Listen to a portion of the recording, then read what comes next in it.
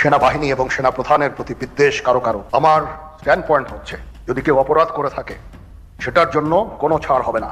এই বিচারিক প্রক্রিয়াকে নষ্ট করবেন না। এখানে যে সমস্ত উচ্ছৃঙ্খল কাজ হয়েছে সেটা আমাদের নিজস্ব তৈরি। এই জিনিসটা আমাদের খুব পরিষ্কার করে মনে রাখা প্রয়োজন। কর্নেল অলি আহমেদ বাংলাদেশের রাজনীতিতে খুব দল হিসাবে বড় না হলেও ব্যক্তি আইডেন্টিটি হিসাবে তিনি একটা আলাদা ক্যারেক্টার।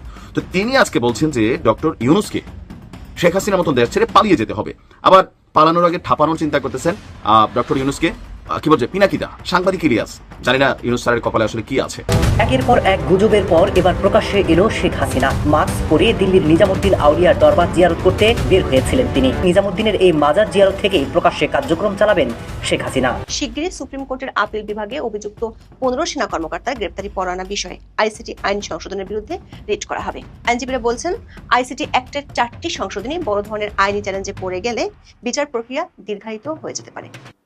দর্শক, নতুন একটা নিউজ আপনাকে স্বাগতম। বাংলাদেশের যে বর্তমান রাজনৈতিক প্রেক্ষাপট এবং যে পরিস্থিতির সৃষ্টি হয়েছে তারই আলোকে আপনাদের সামনে বেশ কয়েকটা গুরুত্বপূর্ণ ভিডিও নিয়ে হাজির হয়েছি, যার কিছুটা অংশ বিশেষ ইতিমধ্যেই ভিডিওর শুরুতেই দেখেছেন। তো দর্শক, ভিডিওর শুরুটা দেখেই কিন্তু বুঝতে পেরেছেন যে আজকের নিউজটা ঠিক কতটা গুরুত্বপূর্ণ এবং ঠিক কোন বিষয়টাকে ইঙ্গিত করছে। তাই বলবো, যারা ভিডিওটি অন করেছেন না টেনে সম্পূর্ণ নিউজটি মনোযোগ সহকারে দেখতে থাকুন, তাহলে আজকের মূল বিষয়টা বুঝতে পারবেন। তো দর্শক, এই বিষয় নিয়ে বেশি কথা না বলে চলুন দেখে আসবো আজকে সেই কাঙ্ক্ষিত ভিডিওগুলো।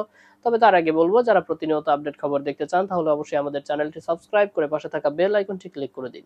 আর যারা ইতিমধ্যেই চ্যানেলটি সাবস্ক্রাইব করে রেখেছেন তাদেরকে অসংখ্য ধন্যবাদ। তো চলুন দর্শক, ভিডিওটিতে একটি লাইক দিয়ে আমরা ধারাবাহিকভাবে সবগুলো ভিডিওর আলোচনা দেখে আসি। সরকারকে নিয়ে সমালোচনা করা খুবই সোজা, কিন্তু সরকারে বসায় দিলে ডক্টর ইউনূসের মতন একজন ব্যক্তিরেও রাতারাতি কি পরিমাণ ভয়ঙ্কর পরিণতির দিকে সামনে ওনার আসতেছে, এটা আজকে আমার কাছে মনে হচ্ছে কর্নেল অলি বা সোশ্যাল মিডিয়াতে ওনার নিয়ে যে অবস্থান, রাজনৈতিক দলগুলোর অবস্থান, সবাই কিন্তু একটা ভবিষ্যৎবাণী দিচ্ছে যে শেখ হাসিনার চেয়েও খারাপ পরিণতি হবে ডক্টর মোহাম্মদ ইউনূসের। এখন সাধারণ মানুষের কথা আমরা খুব আমলে নিই না, কিন্তু আপনার লিবারেল ডেমোক্রেটিক পার্টির সভাপতি এবং অবসরপ্রাপ্ত ব্যক্তি কর্নেল অলি আহমেদ বাংলাদেশের রাজনীতিতে খুব দল হিসাবে বড় না হলেও ব্যক্তি আইডেন্টিটি হিসাবে তিনি একটা আলাদা ক্যারেক্টার। তো তিনি আজকে বলছেন যে ডক্টর ইউনূসকে শেখ হাসিনার মতন দেশ ছেড়ে পালিয়ে যেতে হবে। আবার পালানোর আগে ঠাপানোর চিন্তা করতেছেন ডক্টর ইউনূসকে। কি বলছে পিনাকিদা, সাংবাদিক ইলিয়াস, তারা কিন্তু আবার বৈশা আছে যে কখন সরকার থেকে পড়বে, পুলিশ আর্মি সরে যাবে, তখন ওনাকে বাটে ফালাবে, রাস্তাঘাটে অপমান করবে। আবার অপরদিকে আওয়ামী লীগ বৈশা আছে যে কখন ডক্টর ইউনূস ক্ষমতা থেকে সরবে, ভবিষ্যতে গ্রামীণ ব্যাংকের যত শাখা আছে সবগুলাতে ছাত্রলীগ যুবলীগের অফিস বানাবে। একটা অশনির সংকেত কিন্তু ডক্টর ইউনূসের জন্য আছে। এখন কেন তিনি এই বক্তব্য দিলেন? তিনি বলছেন ডক্টর ইউনূসকে হয়তো পালিয়ে যেতে হবে শেখ হাসিনার মতন, এটা নিয়ে ভবিষ্যৎবাণী করে দিচ্ছেন। কারণ কোন জিনিস তার নিয়ন্ত্রণে নাই। সিভিল প্রশাসন, সশস্ত্র বাহিনী, পুলিশ বাহিনী, কোনো কিছুই তার নিয়ন্ত্রণে নাই। ওই যে আমি বললাম না যে রাষ্ট্র পরিচালনা আর রাষ্ট্রের চেয়ারটার মধ্যে বসার মধ্যে বা অন্যের সমালোচনার মধ্যে আকাশ পাতাল পার্থক্য আছে। এখন কেন তিনি বলছেন? তার বক্তব্য হচ্ছে যেখানে সেখানে খুন হচ্ছে, যে যখন ইচ্ছা রাস্তা ব্লক করে বসে পড়ছে, দাবি দাওয়া আদায় করছে, এটা মগের মূল্যকে পরিণত হয়েছে। পার্বত্য চট্টগ্রামেও গোলমাল হচ্ছে, রিফিউজির সংখ্যা দিন দিন বৃদ্ধি পাচ্ছে। গতকালকে ডক্টর ইউনূসের একটা কথা শুনে আমারও হাসি পেয়েছে। শেখ হাসিনা যেমন বলতো 16 কোটি 18 কোটি বাঙালিকে তিনি খাওয়ান, ডক্টর ইউনূস একই কথা বললেন গতকালকে যে তিনি নাকি 17 কোটি বাঙালিকে খাওয়ান, সেখানে 13 লাখ রোহিঙ্গাকে তিনি আইনা এখানে আশ্রয় দেওয়া যাদেরকে হয়েছে তাদেরকেও খাওয়াচ্ছে। ডক্টর ইউনূসকে নিয়ে তো ভাই আমরা যতদূর জানি তিনি ট্যাক্সি দেন না ঠিকমতো, এটা নিয়ে এনবিআর থেকে মামলা ছিল ওনার বিরুদ্ধে। 666 কোটি টাকা ক্ষমতায় বসে তিনি এটি আগে ছড়াই নিছেন। তো সেখানে তিনি আসলে কাকে খাওয়ান এই কথাটা বুঝলাম না। এটা নিয়ে কিন্তু কালকে ট্রল হয়েছে। এখন কর্নেল অলি আহমেদ বলছেন যে যাদের মন্ত্রণালয় পরিচালনার অভিজ্ঞতা রয়েছে বা আগে সাবেক এমপি ছিল, এই ধরনের লোকের সঙ্গে তার খুব সখ্যতা কম। আর এখানে বিভিন্নভাবে তিনি বলছেন যে ব্যাংকগুলো বন্ধ হয়ে যাচ্ছে। আজকে অনেকগুলো ব্যাংক, অনেক নিরীহ ব্যাংক কর্মচারী তাদের চাকরি চলে যাচ্ছে। কেউ কি চিন্তা করছে এই পরিবারগুলো কোথায় গিয়ে দাঁড়াবে? বিশেষ করে ইসলাম ব্যাংকের মধ্যে জামাত যে অ্যাক্টিভিটিস চালাচ্ছে সেটা নিয়ে বলছেন। যেখানে সরকারি দায়িত্ব নতুন মানুষকে এমপ্লয়মেন্ট দেওয়া, চাকরি দেওয়া, ওই জায়গায় বের করে দিচ্ছি। অর্থ মন্ত্রণালয় নীরব দর্শকের ভূমিকা পালন করছে। প্রধান উপদেষ্টা হেসে খেলে বেড়াচ্ছেন, মানুষ যে রাস্তায় ভিক্ষা করছে এটা তিনি দেখেন না। উনি শুধু আন্তর্জাতিক করছেন, কিন্তু নিজের জাতির কি হচ্ছে এই খবর তার কাছে নাই। কথা কিন্তু সত্য। ডক্টর ইউনূস ক্ষমতায় আসার পর 1 লাখের উপরে মানুষ কর্মসংস্থান হারাইছে দেওয়ার বদলি। শত শত কলকারখানা বন্ধ হয়েছে বিভিন্ন কারণে। এখানে আওয়ামী লীগের সংশ্লিষ্ট ভাই, আওয়ামী লীগের যিনি এমপি তারে জেল দেন, তারে ফাঁসি দেন, তার যাবজ্জীবন দেন, কিন্তু তার প্রতিষ্ঠানগুলো যখন আপনি বন্ধ করে দিচ্ছেন, তো সেই প্রতিষ্ঠানগুলোতে যারা কর্মরত মানুষগুলো আছে এদের বিকল্প কর্মসংস্থানের ব্যবস্থা আপনারা কি করেছেন? এই প্রশ্নগুলো কিন্তু আসছে। ইভেন এই যে যারা এই সরকার আমলে 1 লাখের উপর মানুষ চাকরি হারাইছে, আপনি বুঝতে পারেন এই মানুষগুলো কোন দিনের অপেক্ষায় আছে? খুব সিম্পল। জানি না ইউনূস স্যারের কপালে আসলে কি আছে। একের পর এক গুজবের পর এবার প্রকাশ্যে এলো শেখ হাসিনা। মাস্ক পরে দিল্লির নিজামুদ্দিন আউলিয়ার দরবার জিয়ারত করতে বের হয়েছিলেন তিনি। ধারণা করা হচ্ছে নিজামুদ্দিনের এই মাজার জিয়ারত থেকেই প্রকাশ্যে কার্যক্রম চালাবেন শেখ হাসিনা।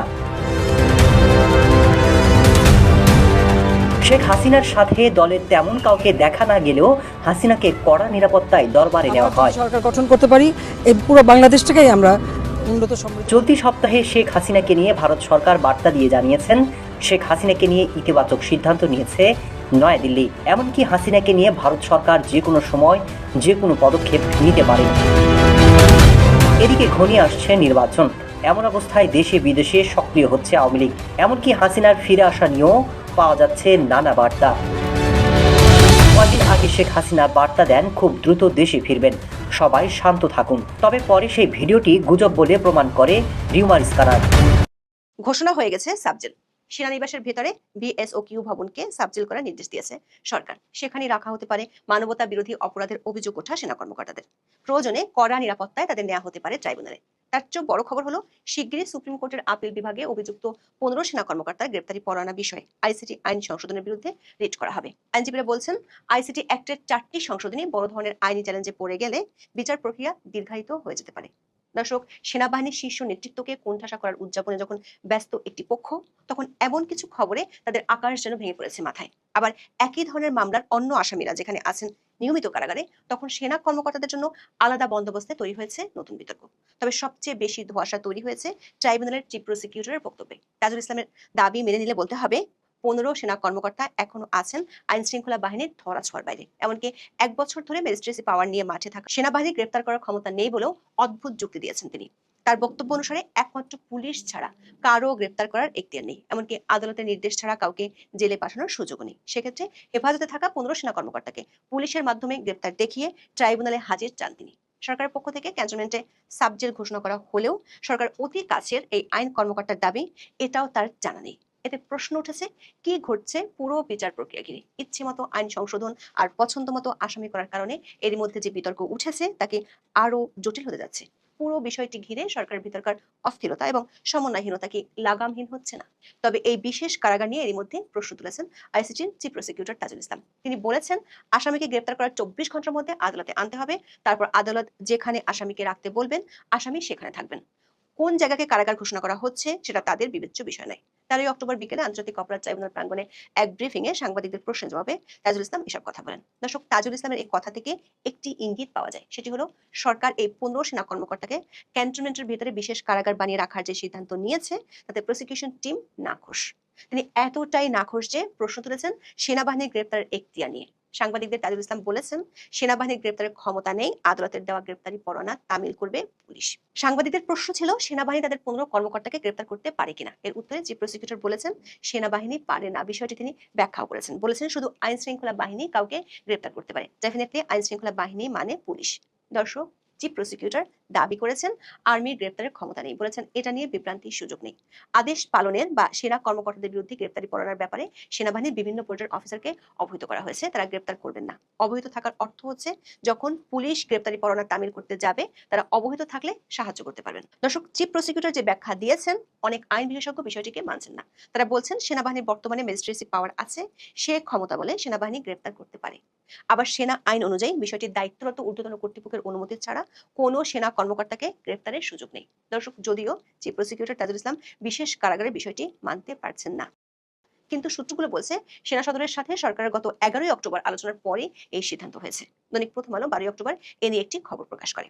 সে খবরে বলা হয়, মানবতা বিরোধী অপরাধের অভিযোগে করা 3 মামলায় গ্রেপ্তারি পরোয়ানা জারির পর যে 15 কর্মকর্তাকে হেফাজতে নেওয়া হয়েছে, তাদের বিচার শেষ না হওয়া পর্যন্ত সেনাবাহিনী নিজেদের হেফাজতে রাখতে চায়।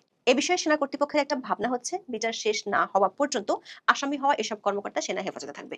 মামলার নির্দিষ্ট তারিখে সেনাবাহিনী এদের আন্তর্জাতিক অপরাধ ট্রাইব্যুনালে হাজির করবে। আদালতের কার্যক্রম শেষে আবার হেফাজতে নিয়ে যাবে। সূত্রগুলো বলছে, স্বরাষ্ট্র উপদেষ্টা জাহাঙ্গীর আলম চৌধুরী ইতালি ও কাতার সফরে যাচ্ছেন, সেজন্য দ্রুত সাবজেল গঠনের প্রজ্ঞাপন জারি করা হয়েছে। দর্শক, সাধারণত জেল কোড অনুযায়ী বাংলাদেশে 4 ধরনের কারাগার আছে: কেন্দ্রীয়, জেলা, সাবসিডিয়ারি এবং বিশেষ কারাগার। সরকার চাইলে যে কোনো স্থাপনাকে কারাগার ঘোষণা করতে পারে। এর আগেও এমন নজির আছে। 111 তত্ত্বাবধায়ক সরকারের সময় যখন শেখ হাসিনা ও খালেদা জিয়াকে গ্রেপ্তার করা হয়েছিল, তখন সংসদ ভবন এলাকার দুটি বাড়িকে সাবজেল ঘোষণা করে সেখানে তাদের রাখা হয়েছিল। তবে বর্তমান পরিস্থিতিতে এ নিয়ে অনেকে প্রশ্ন তুলেছেন সামাজিক মাধ্যমে। যারা প্রশ্ন তুলেছেন তাদের বক্তব্য হলো, এই ব্যবস্থা কি বাংলাদেশের সংবিধানের 27 অনুচ্ছেদে বর্ণিত আইনের দৃষ্টিতে সমতার নীতির লঙ্ঘন নয়? সংবিধানের 27 অনুচ্ছেদে বলা হয়েছে, সকল নাগরিক আইনের দৃষ্টিতে সমান এবং আইনের সমান আশ্রয় লাভের অধিকারী। আইনের চোখে সমতা নীতির অর্থ এই নয় যে সকল ব্যক্তি বা শ্রেণীর প্রতি হুবহু একই আচরণ করতে হবে, বরং এর অর্থ হলো একই পরিস্থিতিতে থাকা ব্যক্তিদের সাথে সমান আচরণ করতে হবে। আইন যুক্তিসঙ্গত শ্রেণীবিন্যাসের বা রিজনেবল ক্লাসিফিকেশনের ভিত্তিতে বিভিন্ন শ্রেণীর জন্য ভিন্ন ব্যবস্থা প্রণয়ন করতে পারে। প্রশ্ন উঠেছে, অতীতের সাবেক প্রধান বিচারপতি এবিএম খায়রুল হক বা অন্যান্য উচ্চপদস্থ মন্ত্রী এমপিদের আটকের সময় তো এমন বিশেষ সাবজেল তৈরি হয়নি। সাবেক প্রধান বিচারপতি খায়রুল হককে রিমান্ড শেষে সাধারণ কারাগারে পাঠানো হয়েছিল। এমনকি সাধারণ কারাগারে আছেন সেনাবাহিনীর অবসরপ্রাপ্ত মেজর জেনারেল জিয়াউল হাসান, নৌবাহিনীর এক কর্মকর্তাও আছেন। প্রশ্ন উঠেছে, তাদেরকে কি এখন সাবজেলে পাঠানো হবে? যদি না হয়, সেক্ষেত্রে তাদের প্রতি ভিন্ন আচরণের প্রকাশ ঘটবে, যেটি নিয়ে সুবিধাবাদী বিচারিক প্রক্রিয়া বা প্রিভিলাইজড জুডিশিয়াল প্রসেসের প্রশ্ন উঠবে। আইনবিদরা বলছেন, তখন প্রশ্ন উঠতে পারে, তারা কি প্রতিরক্ষা বাহিনীর সতীন পুত্র? দর্শক, 15 সেনা কর্মকর্তাকে সাবজেলে রাখা হবে, সেটি প্রায় চূড়ান্ত। এখন প্রশ্ন হলো, এই 15 কর্মকর্তাকে কি আইসিটিতে হাজির করা হবে, নাকি সেনানিবাসে তাদের জন্য বিশেষ আদালত বসানো হবে? একটি সূত্র বলছে, সেনানিবাসের জাহাঙ্গীর গেট পর্যন্ত সেনা প্রহরায় নিয়ে আসা হবে, তারপর পুলিশি নিরাপত্তায় তাদেরকে আইসিটিতে নিয়ে যাওয়া হবে। স্বরাষ্ট্র মন্ত্রণালয়ের অতিরিক্ত সচিব খন্দকার মোহাম্মদ মাহবুবুর রহমান আজকের পত্রিকাকে বলেছেন, আন্তর্জাতিক অপরাধ ট্রাইব্যুনালের মামলায় অভিযুক্ত সেনা কর্মকর্তাদের জন্য দুই ধরনের বিচার কার্য হতে পারে। সেজন্য সেনানিবাসে অস্থায়ী কারাগার হিসেবে একটি ভবনকে ঘোষণা করা হয়েছে, যাতে বিচার কাজ সহজ হয়। সেনা সদরের একাধিক সূত্র বলছে, অভিযুক্ত 15 সেনা কর্মকর্তার পক্ষ থেকে আপিল বিভাগে রিট করা হবে। রিটে তাদের বিরুদ্ধে অভিযোগ, গ্রেপ্তার এবং আইসিটি আইনের সবশেষ সংশোধনী নিয়ে চ্যালেঞ্জ করা হবে। 15 সেনা কর্মকর্তাদের পরিবারের সদস্যরা ইতিমধ্যে আইনজীবীদের সাথে যোগাযোগ করেছে। সবশেষ সংশোধনীতে 20 অনুচ্ছেদের সি ধারা যুক্ত করা হয়েছে। এটি জারি হয় গত 6 অক্টোবর। সেনা কর্মকর্তাদের বিরুদ্ধে পরোয়ানা জারির মাত্র 2 দিন আগে সংশোধনীতে বলা হয়েছে, আন্তর্জাতিক অপরাধ ট্রাইব্যুনালে আনুষ্ঠানিক অভিযোগ দাখিলের পর অভিযুক্ত ব্যক্তি 3টি ক্ষেত্রে অযোগ্য হবেন। 1, অভিযুক্ত ব্যক্তি জাতীয় সংসদের সদস্য হিসেবে নির্বাচিত হওয়া বা থাকার যোগ্য হবেন না। 2, স্থানীয় সরকার সংস্থাগুলোর সদস্য, কমিশনার, চেয়ারম্যান, মেয়র বা প্রশাসক হিসেবে নির্বাচিত বা নিয়োগপ্রাপ্ত হতে বা থাকতে পারবেন না। এবং সবশেষ, প্রজাতন্ত্রের কোনো চাকরিতে নিয়োগপ্রাপ্ত হতে পারবেন না। এছাড়া অন্য কোনো সরকারি পদে অধিষ্ঠিত হতে পারবেন না অভিযুক্ত ব্যক্তি। প্রসিকিউটররা বলছেন, এই প্রজ্ঞাপনের কারণে ফৌজদারি অপরাধের মামলায় যেসব সেনা কর্মকর্তা অভিযুক্ত হবেন, তারা আর সরকারি চাকরির কোনো পদে বহাল থাকতে পারবেন না। কিন্তু সূত্রগুলো বলছে, তাদেরকে চাকরিচ্যুত করা হয়েছে এমন কোনো নথি সরকারের কাছে নেই। দর্শক, সরকার সাবজেল ঘোষণা করেছে, অথচ চিফ প্রসিকিউটর বলছেন তিনি জানেন না এ ধরনের কারাগারের কথা। আবার তিনি 24 ঘন্টার মধ্যে আদালতে হাজিরের কথা বললেও সরকার আইন মন্ত্রণালয় বা অন্য কাউকে এ নিয়ে কর্ণপাত করতে দেখা যাচ্ছে না। ফলে প্রশ্ন উঠেছে, বিষয়টি নিয়ে আইসিটি প্রসিকিউশন টিমের সাথে কি যমুনার জাহাঙ্গীর গেটের দূরত্ব বাড়ছে? সেটি যদি সত্যি হয়, তাহলে আইসিটি অ্যাক্টের সংশোধনী নিয়ে উচ্চ আদালতে রিট হওয়ার পর প্রসিকিউশন টিমের কনফ্লিক্ট অফ ইন্টারেস্টের পুরাতন বিতর্কটি আবারও সামনে চলে আসতে পারে। তখন অস্থিরতা ও সমন্বয়হীনতা আরও বেড়ে যাওয়ার আশঙ্কা থেকে যাচ্ছে। দর্শক, আমি আশা করছি সবগুলো ভিডিওই আপনি মনোযোগ সহকারে দেখেছেন। সেই সাথে দর্শক, এই ভিডিওগুলো সম্পর্কিত যদি কোনো তথ্য বা মতামত থাকে, তাহলে তো অবশ্যই কমেন্ট করে জানিয়ে দিন। এতক্ষণ সাথে থাকার জন্য ধন্যবাদ। নিউজটি শেষ করছি এখানেই, ফিরছে আগামী ভিডিওতে নতুন কোনো টপিক নিয়ে। আল্লাহ হাফেজ।